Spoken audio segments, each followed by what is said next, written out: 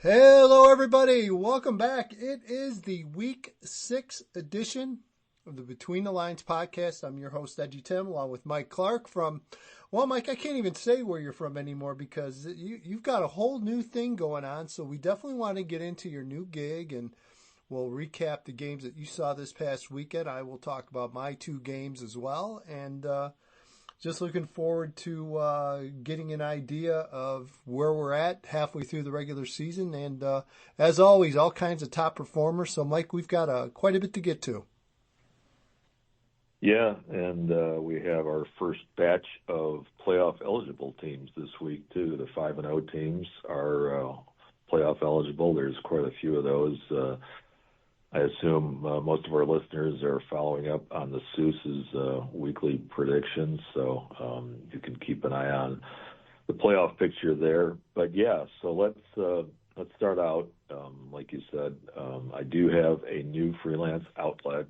I am the sports editor now of Southwest Regional Publishing, which is a collection of weekly papers stretching from around the Morton Lions area down through the southwest side of the city and into the southwest suburbs, basically out to Orland. So kind of along the Harlem Avenue, Route 45 corridor, basically. Yep.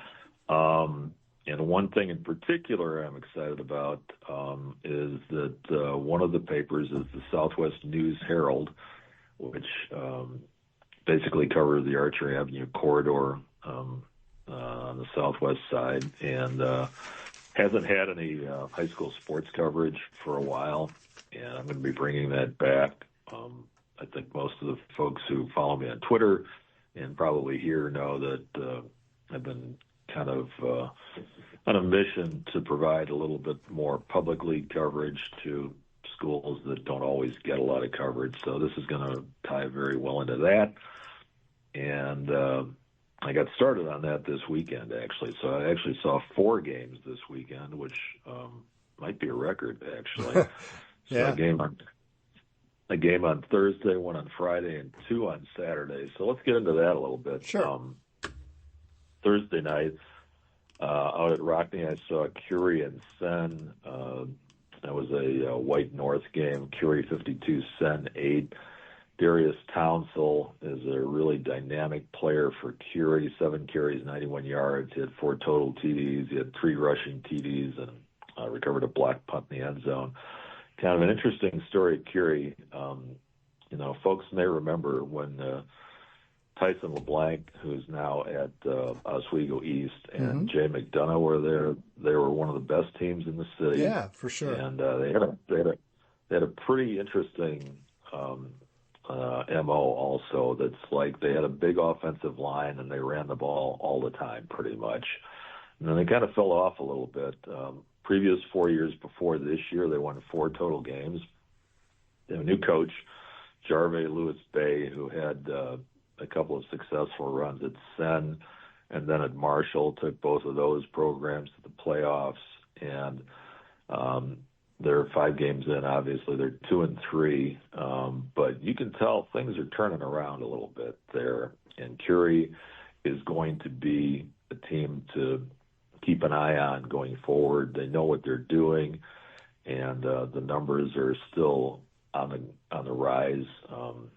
But definitely a team to keep an eye out for. Sen is a program that's coming off a playoff berth last year. Jason Yolich is the coach there. He's the father of Luke Yolich, who's a running back over at Whitney Young. And Sen's just going through a little bit of injury issues right now. So that's kind of what the story is for them. On Friday, I went to see Simeon and Brooks. Simeon 62-0.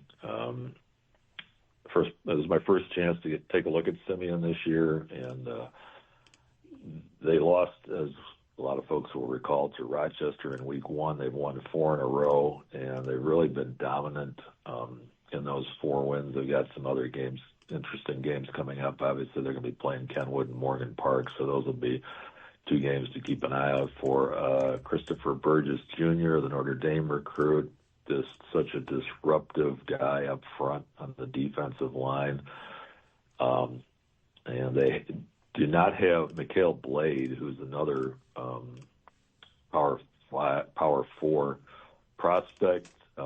He had a knee injury over the summer, had his ACL repaired, according to Sin-Q Turner, the coach, and he'll be back in January, basically. So when Chris Burgess leaves, Mikhail Blade will be back, and he'll be their main guy on the D-line next year. On the offensive side, one of the kids who stood out is a junior named Cornell Conley. He had 2 catches for 96 yards, both touchdowns. I know he's been getting some Power 4 interest too. I'm sure you're familiar with him. Yeah, has a handful. Side. Yeah, he's got a handful of offers already. Ball State, Iowa State, Miami of Ohio, and really good player. So I was glad to see you mention him. That again, I had a chance to get to know him a little bit. Played in the winter for Boom and involved in the 7-on-7 end. But yeah, really good athlete. Then a couple of Saturday games. I was out at Rockney for a doubleheader, actually. Phillips 35, Bulls Prep 6. And one of the more interesting stories we're going to come across all year long, I hope that folks had a chance to see it. It's on my Twitter feed at Mike Clark Preps, on Claude Puma, who is he's played 5 games, 5 football games in his life. He says he had only seen 3 football games before he played in his first one. So he's only seen or played in 5 football games in his whole life. He grew up in Cameroon, moved over here before his freshman year. He was a basketball player. Actually, he was a soccer player first. Then he picked up basketball. He's 6'7", 300 pounds, and he was a starter on the Phillips basketball team that won the 2A state title last year. And Ivan Simmons, who came over from Crane to be the new head football coach at Phillips, saw him playing basketball and said, there's something there. Talked him into coming out for football. Now he is a left tackle on offense, and he's playing some defense as well. And Alabama wanted him to come to game day on Saturday for the Georgia game. But since Phillips was playing, he wanted to stay and play with his teammates, basically. So, but yeah, he's something else. He's someone, Mike, that I had a story on in early August. I also got tipped off by Coach about him, and tell you what, one of the more engaging young men I've talked to in a while. He's one of the few kids that, after I talked to him a couple of times, asked me, "How are you doing?" It's just it like almost stunned me, because it's like you very seldom get that, but just a terrific young man, and filled me in on his story. And Mike, he's already, you're talking 9 offers total. I'm sure there's more of that coming, but already offers from the Florida states of the world. Illinois offered. Miami, Florida has offered him. Michigan State, Minnesota out of Big Ten have offered him. I know Wisconsin was right there. And again, it's, and I give everyone at Phillips credit, because, here's a kid that's 6'7", 300 pounds. Now, I don't know what his future would have been like as far as some basketball, but in football, as you well know, you're 6'7" and 300 pounds and you can move it all. You're going to get your college paid. And I asked him the story about when he added his first offer, and I believe Illinois was his first offer. I asked him, said, well, how did your family react? I mean, he talked about his reaction. He said, well, my mom is trying to learn football and sort of gets it, and sometimes she sort of doesn't. But the one thing she definitely understands, free education. Yeah. I talked to him a little bit about that too. He speaks 5 languages, by the way. Yeah. In Cameroon, I'm sorry, I don't know the name. There is a native language that he speaks. He also speaks French. That's the other language that's spoken primarily in Cameroon. He didn't speak English until he came here 3 years ago before his freshman year, and it's remarkable because I mean, you talk to him. he speaks very fluent English. He also speaks Spanish, and he speaks Mandarin as well. He said he learned Mandarin because that was one of the languages that was taught when he was still going to school in Cameroon. So, it's just it's a crazy story. Yeah, a crazy good story. Yep. And it's going to be fun to see what happens with him going forward. He's not the only good player that Phillips has. They have a kid named Davion Hamilton, who is Eastern Illinois commit as well. He had a big game, 3 catches, 65 yards for 2 touchdowns. He also had a pick 6. So Phillips does have 2 D1 kids at least, Yep. and possibly more. Yep. My 4th game of the weekend was Kennedy and Carver. This was a white Southwest game. Kennedy wins 14-12. Jonathan Castro had 18 carries, 95 yards, 2 touchdowns. Kennedy and Egg Science will be playing this Thursday at Gately, and it's going to basically be for an IHSA playoff berth. This is one of the white conferences that, under the realignment that's in effect this year, only the conference champ is eligible for the playoffs. So it's almost likely it's going to be one of these 2 schools because they're both undefeated in the conference, and Carver is probably the 3rd best team in the conference, and Ag Science has already beaten them, and obviously Kennedy's beaten them too. So whoever wins Kennedy Ag Science is probably going to the playoffs. Kennedy, kind of an interesting story. They've only been in the playoffs once in their program history, and in week 3 they lost to Marshall in a non-con game, lost their quarterback to an injury in the first series of the game. So Robert Albano is the coach there, and he's done a really nice job. They had 41 kids in the program last year. They're up to 65 this year. They've got a JV team back this year. But what they do is they run almost exclusively Wildcat. They have 2 kids. Castro is one of them, and there's another running back who take a bunch of direct snaps, and they do have a quarterback who's their backup. He also runs a little bit too. They don't throw the ball hardly at all, and it's not a power running game necessarily. It's just a Wildcat game. So they do what they do. They play pretty good defense.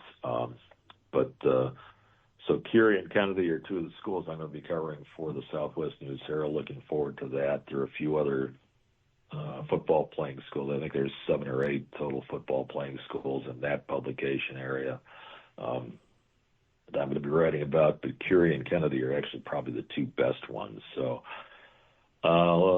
anyway, I think that's all I have for my weekend. And what about your weekend? Oh, busy. Friday night I was out at Prairie Ridge for the Fox Valley Super Bowl every year. It seems these 2 are always gunning for each other. Always a great game. Tremendous atmosphere at Prairie Ridge.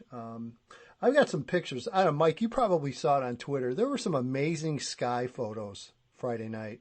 Yes, I had a couple of them at Prairie Ridge that what I'll do is I'll include it in the player for our podcast.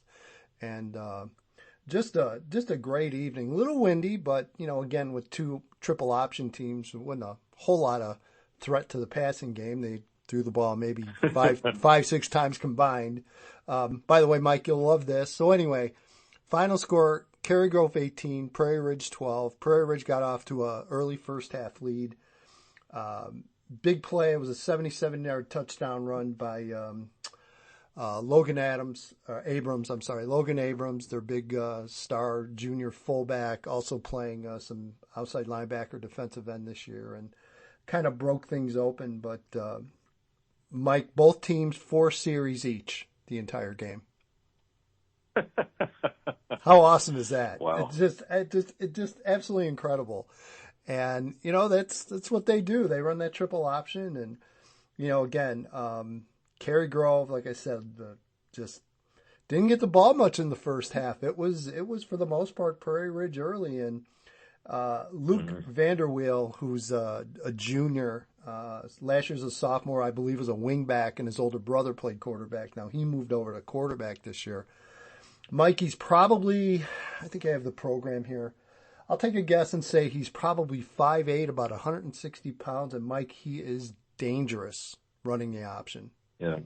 Unbelievable speed, and I know Mike O'Brien talked about Tyler Vassey, played for Prairie Ridge, very kind of comparable athlete, and some of the great quarterbacks that they had. And I tell you what, Luke Wheel is the next one for sure. He is just incredible to find. First of all, you got to find him in that option, and then when you do find him, you got to find a way to tackle him. And the Cary Grove guys just raved about him at the end of the game in the post game about how difficult he is to tackle and how fast he is. And again, so they really battled back and forth, and you walked out of there thinking, I certainly walked out of there thinking, both these teams are going to be contenders for a state title this year. I don't think there's any doubt about it. It sure looks like Prairie Ridge is going to wind up in 5. Cary Grove most likely for 6, and if that goes down, I think both teams, Mike, are very, very capable, both very strong defensively. Now, again, obviously, don't know how they're going to fare against more of a passing game, but Mike, more years than not, both teams have defensively have done just fine no matter who they've gone up against. So again, great game, great showdown in the Fox Valley, and again, just always a pleasure to be up there. And then Saturday decided, I had a couple of different games I was going to choose from, but I figured, well, I've got Barrington ranked pretty high. I better go see them in person. So did that and took the Broncos about a quarter to get going, but once they did, they ended up running away with a 55-14 win over Conant. Mike, Barrington, pretty much what you would expect them to be. Nick Piepert, the senior quarterback, committed to St. Thomas in Minnesota. Very strong player. Didn't throw it a ton. Really didn't have to be honest with you. Again, Barrington, very good offensive line play. Really impressed with their defensive line as well. I know that handful of those guys are getting recruiting interest. I know Jack Brzezinski is a senior, 6'4", 225. I know Wisconsin offered him a preferred walk-on. He's got a lot of FCS offers and interest as well. Very, very good player. Also the running back for Barrington, Calvin Jackson, a senior, 5'10", 190 pounds, had a nice day on Saturday. So again, I think Barrington was just keeping it kind of vanilla and kind of basic. Didn't want to show a whole lot of things there, but it's a very capable team. I think very worthy of where they're ranked these days. And again, they've got a big game coming up this week. I believe they're at Fremd, if I'm not mistaken. I can double check that. But that's right. But that is a huge game, obviously, in the mid-suburban West, and should be a good one. So yeah, definitely enjoyed being out at Barrington. Seems like I'm there every year for homecoming. It just because Barrington's one of those few that plays a Saturday homecoming game. But always, again, always great hospitality. Always appreciate that out at Barrington, and yeah, they're solid. I think they're going to be around again for quite a while in 8A. Yeah, for sure. I wanted to circle back. One thing I forgot to mention on one of my games and didn't want to do that. Darius Townsel, who I mentioned from Curie, he's probably their best player, their most dynamic player, two-way kid. He has a very interesting and tragic backstory. 4 years ago, he and his twin brother Demetrius were riding in a car in Gary. They were visiting relatives. Someone opened fire on the car. Demetrius was struck and killed, and Darius is playing for his brother. My story that I posted on my X feed talks about that a little bit, and Darius is also working in community violence prevention through Matt Forte's foundation, which is, I believe, called What's My Forte.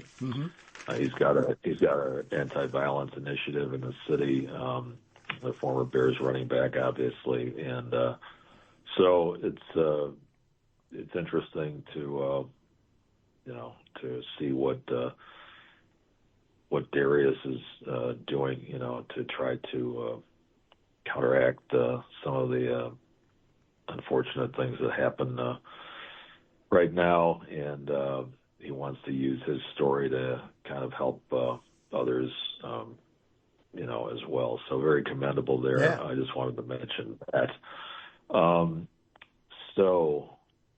Moving on, there are a bunch of other big games. We'll just run through a few of them here. Nazareth over JCA, 16-13. Trenton Taylor from Naz had 7 catches for 155 yards and 2 TDs, and apparently this was all of Logan Malachuk's passing too. They didn't pass the ball quite as much as they usually do. It was all Malachuk to Taylor. Batavia 41, Wheaton North 0, and I think probably the margin is a little bit of a surprise there. It looks like Batavia's got things really rolling here.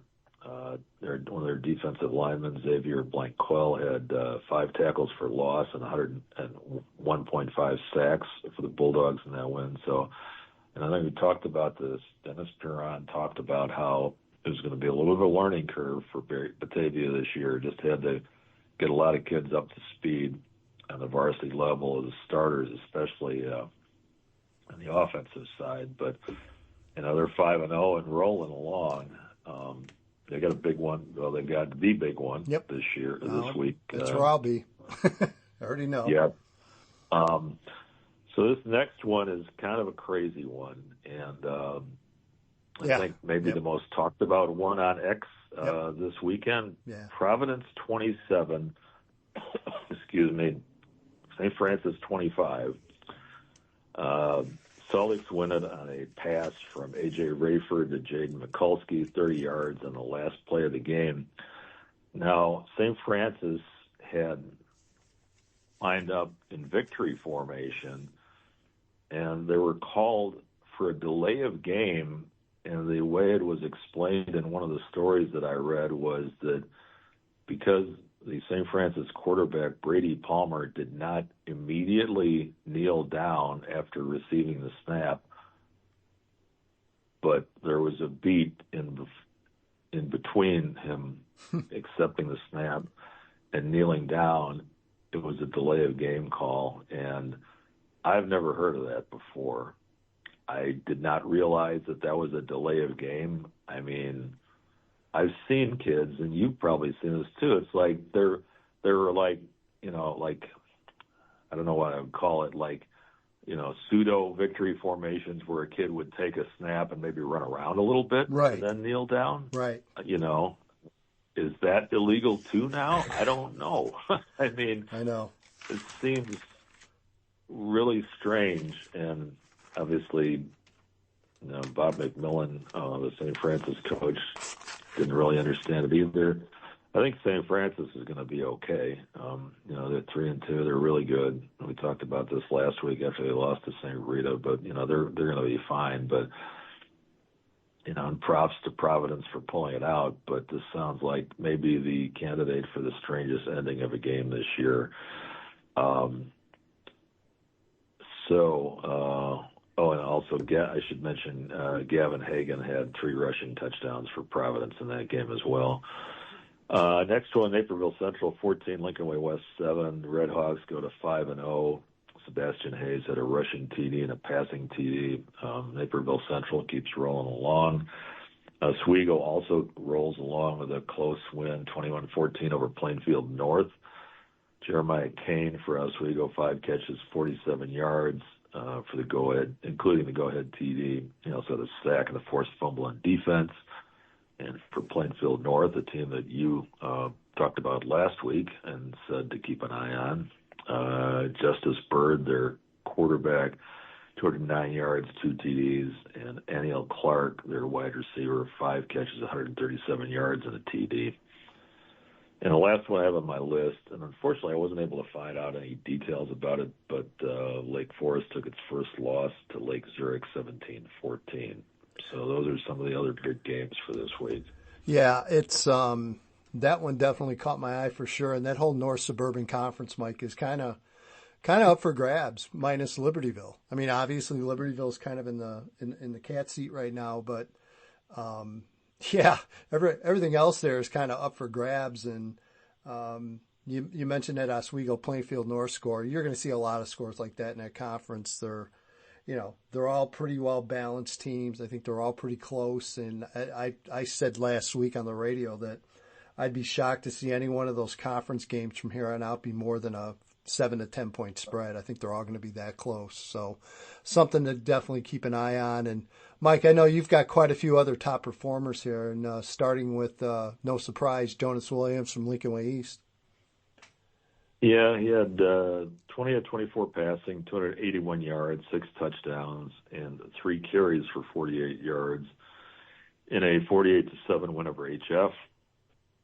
Taylor Taylor, the Georgia commit, set Geneva's program record for career touchdown catches with 26.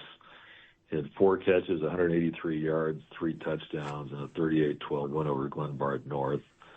Marist running back John McAuliffe, the Cornell commit, 207 rushing yards, 5 total TDs, and a 34-26 win over IHSA Catholic. For Montini, their quarterback Israel Adams, 239 passing yards, 5 touchdowns, and a 55-19 win over Marmion. St. Charles North, huge comeback win over Wheaton South, 37-32. Ethan Plum in that one, North Stars quarterback, 25 of 38 passing, 292 yards, 4 total TDs, and a couple more here. Carter Kelly, a running back from Crystal Lake Central, 24 carries, 240 yards, including a 72-yard TD run, a 30-24 loss to Crystal Lake South. And Landon Benson from Coal City, 28 carries, 218 yards, and a touchdown, and a 27-13 win over Piatone. And looks like we're heading for the traditional Route 53 Bowl, yep. I guess we'll call it. Yep. Between Coal City and Wilmington, which should determine the Illinois Central 8 champ again, as it usually does. Coal City's only loss was to Morris early, and then Wilmington is rolling along again. One other piece of news, I guess. I didn't really have a place for it anywhere else. De La Salle has suspended its program. Yeah. Meteors are 1-3, or they were 1-3 on the field. Basically, they beat Foreman of the Public League, and they had 3 other losses. Harold Blackman, the former St. Lawrence coach, is in his first year there. He had 2 starters back this year. They started out with some low numbers, and it got to the point where he just felt like it was best to focus on the lower levels. They're going to continue to play the lower level games and try to develop some kids to get back on the varsity level next year. Just a shame. There's so much history in that program and that school, and everything I've been told, Mike, is they do have a freshman level, they do have an underclassman level, and they are fully planning on fielding a team for next season, which is good. But yeah, you hate seeing this happen for sure. So that bit of news there, which I guess brings us to the Week 6 top games. We mentioned a couple of them already, but it's a pretty good week. Yeah, Nazareth at St. Rita. Yeah, I think what's interesting, Mike, and we're going to see this continue to play out. You talk about all the quote-unquote upsets that have already happened this year, with Loyola losing a couple of games in the regular season. You look at the whole Catholic League and what's going on, and just one team knocking off the other. I mean, it's going to be pretty wild come playoff pairing night when you see like maybe a 7-2, 6-3 Loyola team getting sent on the road somewhere in the first round to take on a 9-0 team in 8A, or a 6-3 Naz have to go on the road to do the same thing. There are going to be some wild looking playoff brackets, and there are going to be some very sad 9-0, 8-1 teams that are going to have to host a power that comes in as, say, a 6-3 or a 5-4. I think that's going to be a really big storyline on playoff pairing night. My own opinion.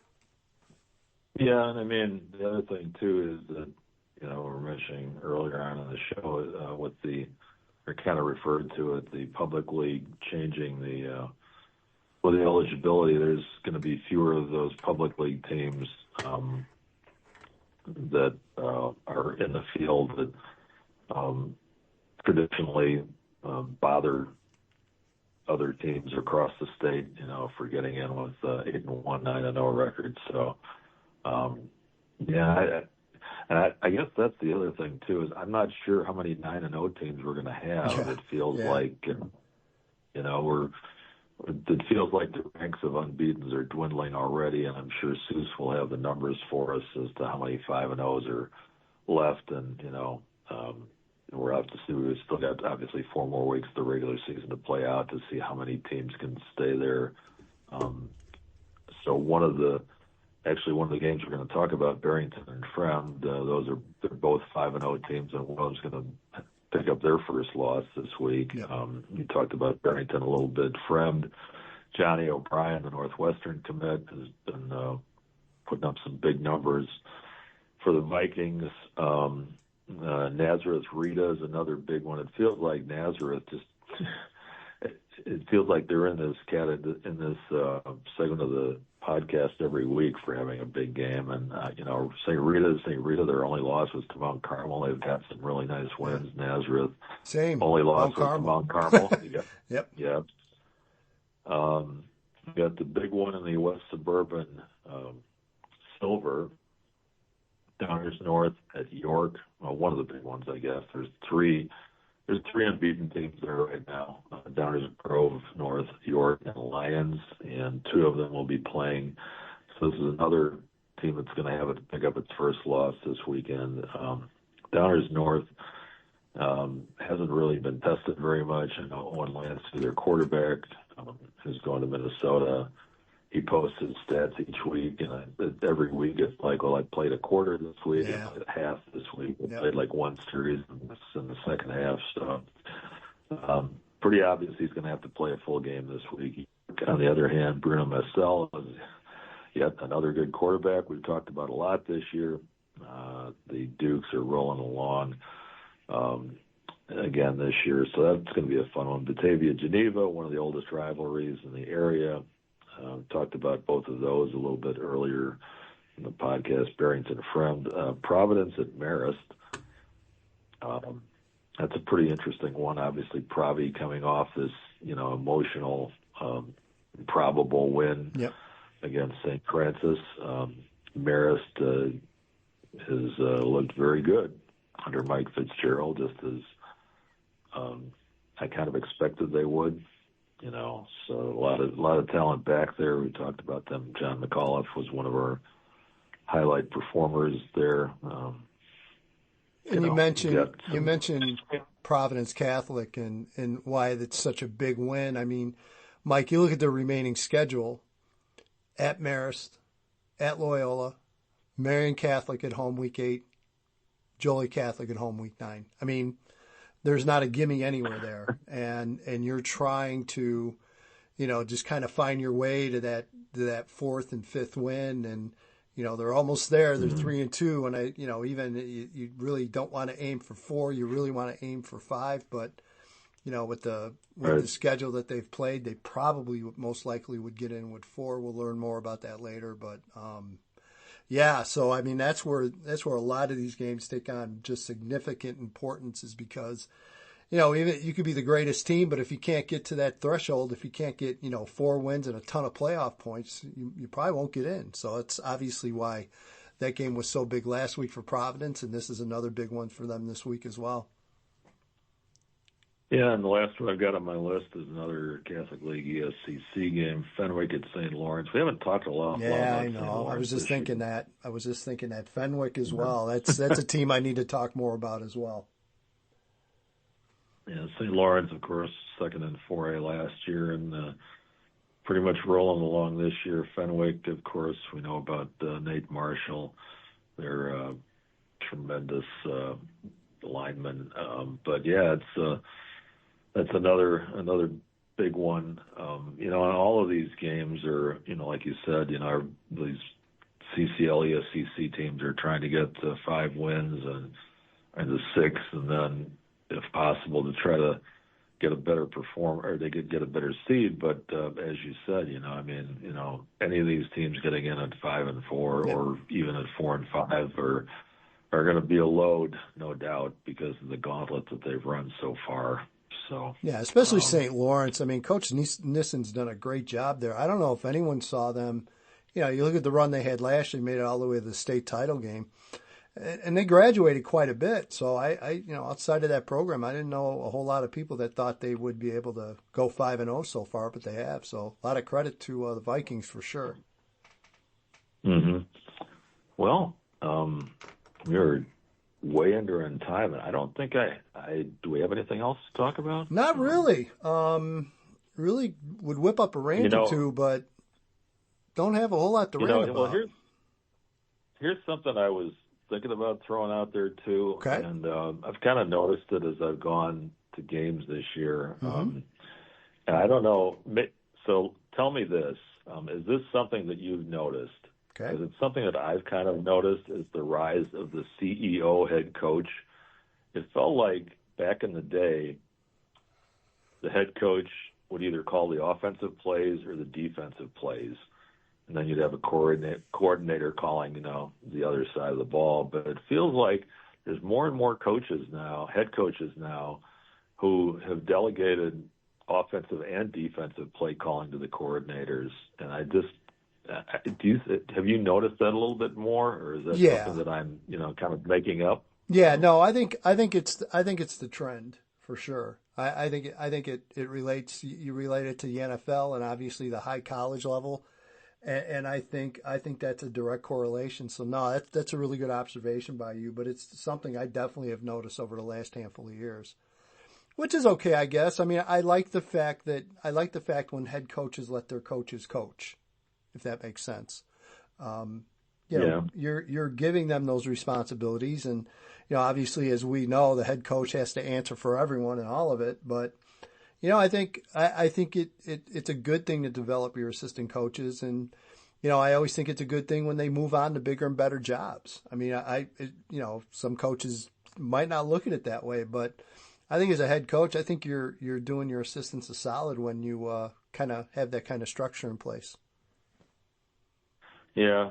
So I don't know if it's a generational thing, because it kind of feels like that. Yeah. Basically, it feels like 20, 30 years ago, almost every head coach that I can remember would be calling, obviously I think about the Carmel teams, Frank Letty would be calling the offense, obviously. Right. And, other defensive minded coaches would be calling the defensive plays. So, but I kind of, like I said, I just kind of noticed that these last few weeks, you see certain coaches, and I think what's interesting is, like, one of the earlier coaches that I remember doing it was Mike Hennessy at Notre Dame. He always had an offensive guy calling his offensive plays and a defensive guy calling his defensive plays, and he didn't usually, get involved in that. So he's been doing it for quite a while. Obviously, he's been a head coach for many years, but yep. Now you're seeing it more. I think Bob McMillan does that at St. Francis is one I can think of off the top of my head just from seeing him recently. Actually, Gervais Lewis Bay, that I mentioned from Curie, he's another one who does that. And there's others as well, too. So, but I just thought that was kind of interesting. Good observation for sure. All right. I think that's going to do it. So we will wrap it up. But again, appreciate everyone listening. Appreciate the feedback. Again, we'll remind you, usually Sunday morning, Mike or I or both of us will just put a shout out on X saying, hey, if you got any questions for us, reply to it, DM it to it, and we're more than happy to take a look at those questions and try to answer best we can. So always love your feedback. And is that it, Mike? Anything else? I think that's it. Go out, watch a game this week. Oh, we didn't talk about the weather, but it was very good this week. Not anything like the week before. We did not get fried like we did a week ago on Saturday. So now southern Illinois and Central had some storms back and forth, but we we lucked out. Yeah. We did fine here in Chicagoland, so good for us. Absolutely. So, yeah, that should take care of us then. Thanks for listening, and we will talk to you next week. All right. For Mike Clark, I'm EDGYTIM. Thanks, everybody. Have a great week, and we'll be back same time next week.